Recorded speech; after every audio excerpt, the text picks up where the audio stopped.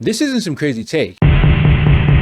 It has the best opening of all the games. When you load it up, you're playing this low-effort pizza game. You think it's a troll. Add on top of the fact that the Steam page looks like this, and there was no trailer for this one, which is new because every game has had a trailer till now. Design your pizza, feed the children, and then boom, right front and center is probably one of the franchise's best visuals. I think Sister Location animatronics look a bit goofy, especially Circus Baby, but seeing her frame like this actually makes her look haunting. Following this is one of the coolest concepts in the franchise too. You're interviewing an animatronic trying to evoke a reaction from cursed sound cues. It seems like something straight out of SCP, you know, if they were still scary. Then, Baby counts us down into the best game in the franchise. Begin audio prompt in 3, 2, 1.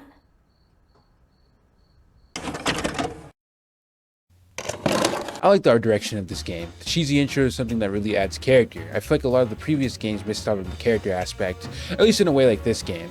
The voice acting in intro is more than just a newspaper clipping, and it does wonders for the overall experience. Imagine how less impactful it would be if the true ending of the game was summarized within a couple JPEGs with text over them. Now the gameplay is different from anything we see. It's a literal Tycoon, sharing equal parts of the Sit and Survive we're used to. The Tycoon part is good, just not great. I feel like it suffers from the Fnaf world problem. It feels like a pre-alpha of something that could be really good if there were more development put into it. It works, yes, but would you really be mad if it had any more polish and really played with the idea of taking the Tycoon part more seriously? It's a nitpick, yes, and a nitpick of a free game nonetheless, but I'm just putting out my only criticism first before I spend the rest of the video praising it. The Sit and Survive portion borrows a lot of aspects from previous games, mainly the no doors from Fnaf 2 and the life systems from Fnaf 3, but unlike both of those, the amount of animatronics you have to deal with is up to you.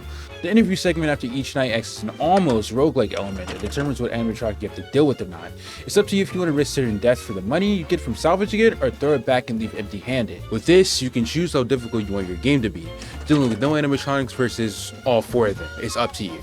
It depends on how you spend your Tycoon part of the game as well. If you deny salvage on some animatronics, certain things you buy will be marked for having a chance to have those animatronics hiding inside of them. If you want to enjoy the Tycoon part, just deny salvage of any of the animatronics. That does make the office segment boring, but it gives you more time to focus on the Tycoon, even though the Tycoon in question, when you compare it to other Tycoon games, is very surface level. But it is fun designing your ideal pizzeria. When you have no animatronics, you can freely accept sponsors. Like the sponsor of this video. Nothing.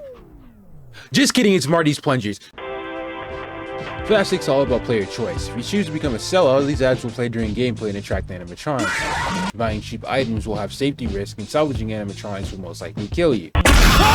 All these choices can change the trajectory of your gameplay, catapulting you into different endings. This game isn't the first to have different endings, but it's the best to have it. All the endings can only be achieved from actually exploring the game and doing different things. This adds replayability to an otherwise short game. Each choice you make, small or little, throughout the runtime can give you an entirely different ending. This is different than Fnaf 3, where the good ending involved you double-clicking a random picture on the camera.